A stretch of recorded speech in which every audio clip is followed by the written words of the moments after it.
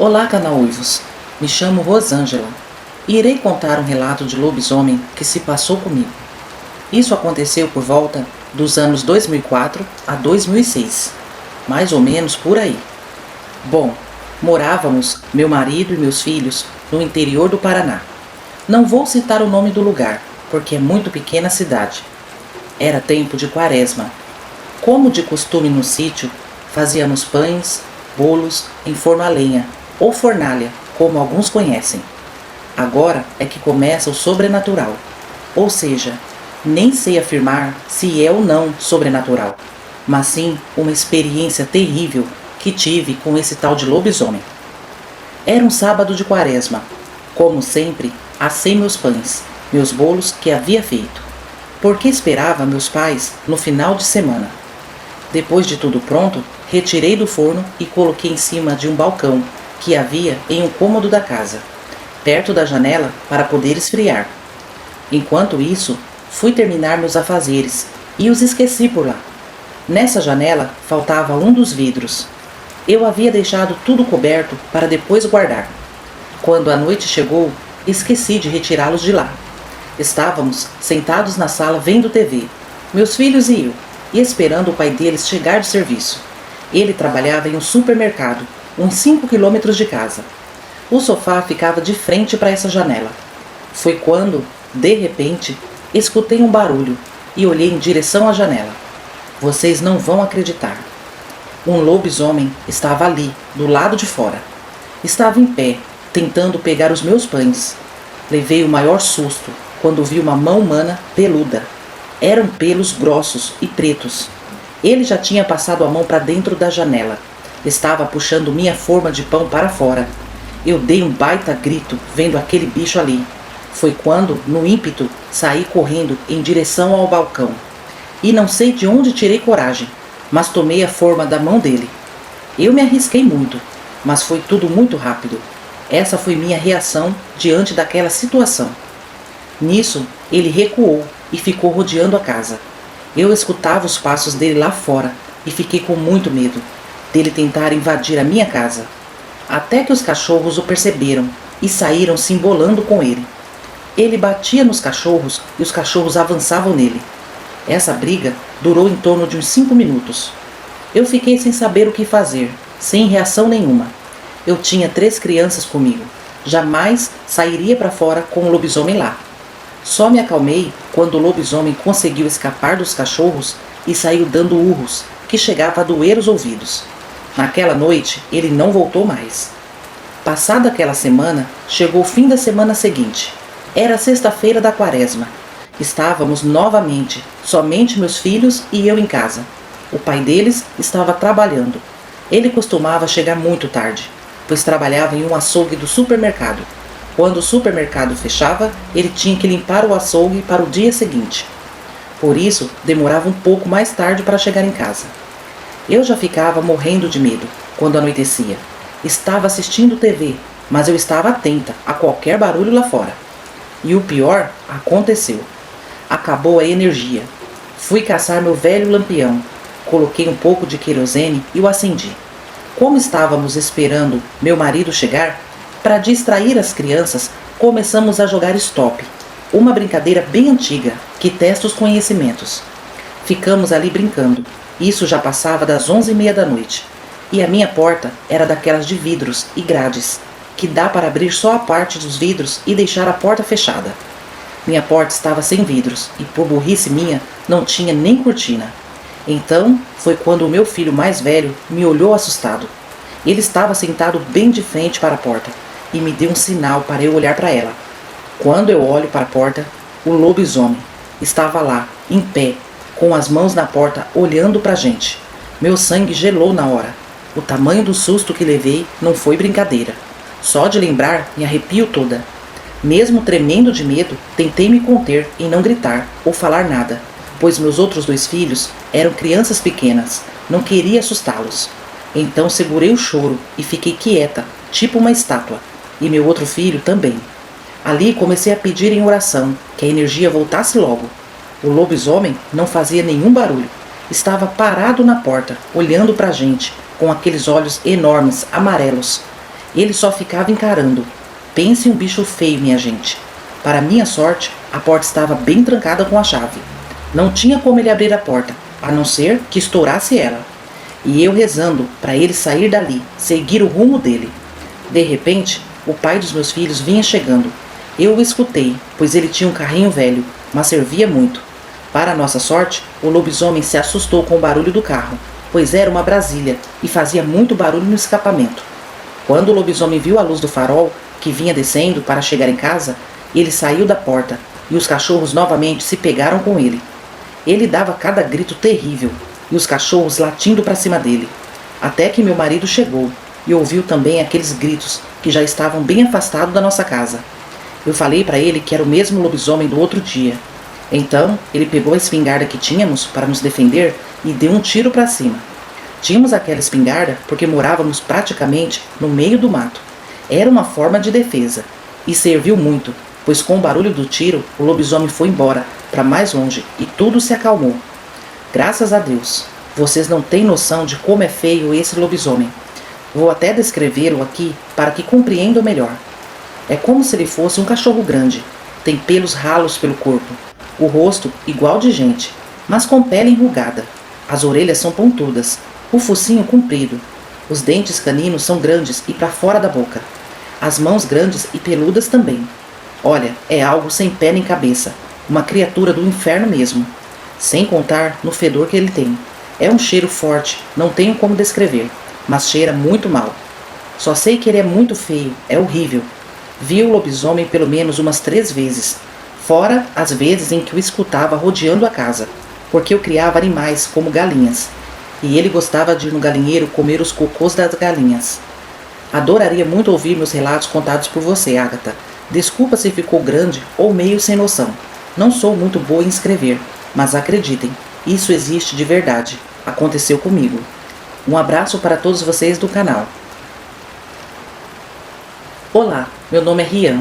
Venho contar um relato sobre essa criatura obscura, que vaga pelas noites, o lobisomem. O ano era 1949, cidade Taubaté, São Paulo. Meu avô José, ou seu Zé, como os conhecidos o chamam, contava histórias para eu e meu primo, quando éramos mais novos. E uma dessas vou contar a vocês. Quando meu avô tinha por volta dos seus 14 a 15 anos, isso há 75 anos atrás, pois hoje ele tem 90, ele e seu falecido irmão Pedro, meu tio que eu nunca conheci, voltavam andando à noite da cidade, pela linha férrea, que atravessa a cidade toda e ia para os lados do Quiririm. É meio que uma colônia italiana que tem aqui até hoje. Nesse dia, eles voltavam do trabalho para a casa da mãe. Estavam com o lampião e as coisas de trabalho, andando pelo meio do bambuzal, quando do nada começaram a ouvir barulhos pelos arredores. Eram barulhos de todos os lados, entre os bambus, à frente e atrás. Isso já era mais de 9 horas da noite. Meu avô e tio Pedro ficaram apavorados com a movimentação estranha e começaram a correr, quando em suas frentes um ser alto, peludo, com cheiro de carniça e olhos vermelhos cor de brasa apareceu. Segundo meu avô, dava para ver aqueles olhos assustadores de longe, e logo em seguida aquilo soltou um urro gutural que ecoou pelo ambiente. A criatura era medonha, em forma de lobo, mas o que deu mais medo foi ele estar em 2 patas. No mesmo instante, meu avô largou as coisas de trabalho no chão, virou-se para o sentido que já vinha vindo e correu. Meu falecido tio Pedro não teve a mesma sorte.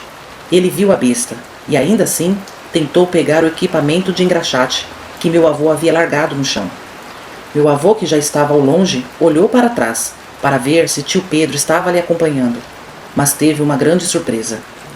Tio Pedro tinha acabado de começar a correr com todas as coisas em mãos, mas foi tarde demais. Meu avô sempre que conta essa passagem é com lágrimas nos olhos.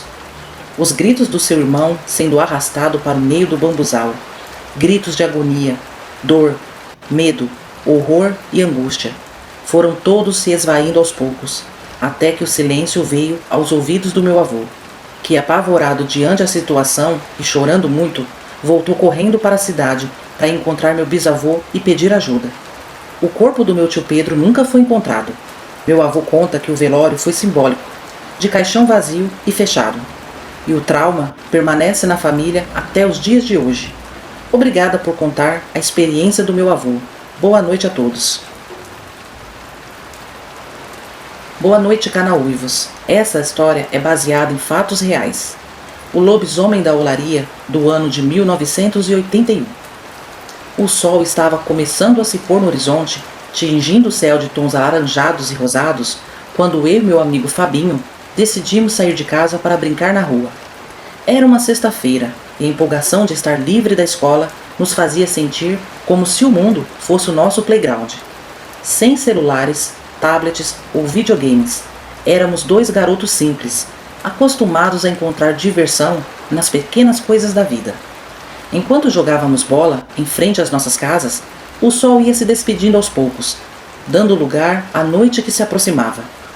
Foi então que surgiu Rodinei, um garoto mais velho e metido, que veio tentar estragar a nossa brincadeira. Com um chute certeiro, ele mandou a bola direto para dentro da antiga olaria desativada, no final da rua. O local era assustador, cheio de memórias sombrias e mistérios não resolvidos. Além disso, havia um mendigo misterioso que costumava se abrigar por lá. Rodinei riu de nós, nos desafiando a ir buscar a bola. Sentimos uma mistura de medo e determinação. Aquela bola era nosso único tesouro, nossa única distração naquela noite de sexta-feira. Decidimos encarar o desafio e adentrar a olaria em busca do nosso precioso brinquedo. Com um pedaço de pau em mãos, começamos a abrir caminho pela vegetação densa que tomava conta do local. O medo ia crescendo à medida que nos aproximávamos dos antigos fornos de cerâmica. Meu coração batia forte no peito, enquanto procurávamos desesperadamente pela bola. De repente, algo se mexeu no mato à nossa frente. Meu amigo ficou apavorado, mas pensei que fosse apenas sua imaginação. Continuei a bater no mato, até acertar algo sólido. Foi então que vi dois olhos vermelhos brilharem no escuro. Um arrepio percorreu a minha espinha, e em um impulso de puro pavor, desferi mais uma pancada. Um urro horrível ecoou, e um bicho peludo se ergueu diante de nós. Parecia ser um cachorro enorme, selvagem e faminto. Gritamos de terror e saímos correndo desesperados, com o animal feroz em nosso encalço. Olhei para trás e vi o mato se agitando com a sua corrida desenfreada. Finalmente, chegamos à segurança da nossa casa, ofegantes e aliviados por estarmos a salvo. Mal conseguíamos acreditar no que acabávamos de enfrentar. Seria aquele animal tal lobisomem, a fera sobrenatural das lendas urbanas? Bom, ficamos ali à espera dele, observando a terrível criatura sair do mato.